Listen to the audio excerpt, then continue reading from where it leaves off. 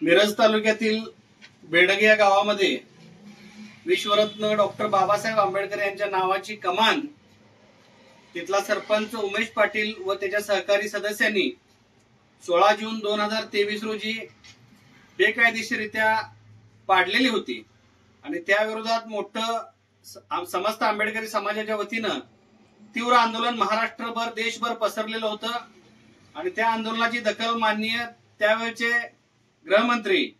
देवेंद्र फडणवीस साहेबांनी घेतलेली होती आणि त्यांनी तात्काळ सांगली जिल्हा पोलीस अधीक्षकांना आदेश दिले होते की या कमान पाडलेल्यांपैकी जे कोणी दोषी असतील त्यांच्यावर तात्काळ गुन्हा दाखल करा, अॅट्रॉसिटी अंतर्गत किंवा ज्या कलमान्वये बसतो त्या कलमान्वये गुन्हा दाखल करा। त्याप्रमाणे त्यावेळेला मिरज ग्रामीण पोलिसांनी तत्परतेनं अॅट्रॉसिटी आणि इतर कलमान्वये बेडगेचा सरपंच उमेश पाटील व त्याच्या सहकारी सदस्यांच्या विरोधात अशी एकूण 10 जणांच्या विरोधात गुन्हा दाखल केला आणि माननीय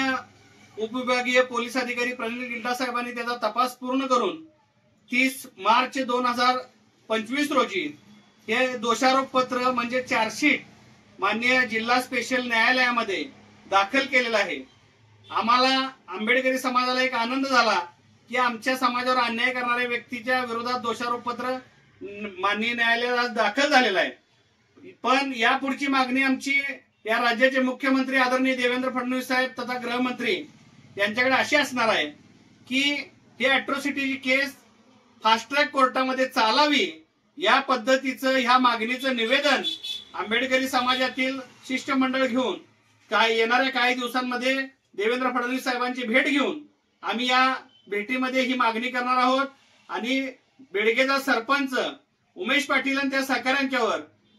योग्य ती योग्य कडक कारवाई व्हावी, त्यांना शिक्षा व्हावी अशा पद्धतीची ही केस चालवून समाजाला न्याय मिळण्याची अपेक्षा आम्ही देवेंद्र फडणवीस साहेबांच्याकडून ठेवून आहोत। त्यामुळे येणाऱ्या काही दिवसांमध्ये राज्याचे मुख्यमंत्री गृहमंत्री देवेंद्र फडणवीस साहेबांची भेट घेऊन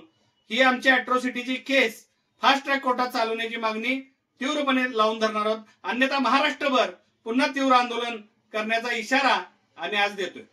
जय भीम।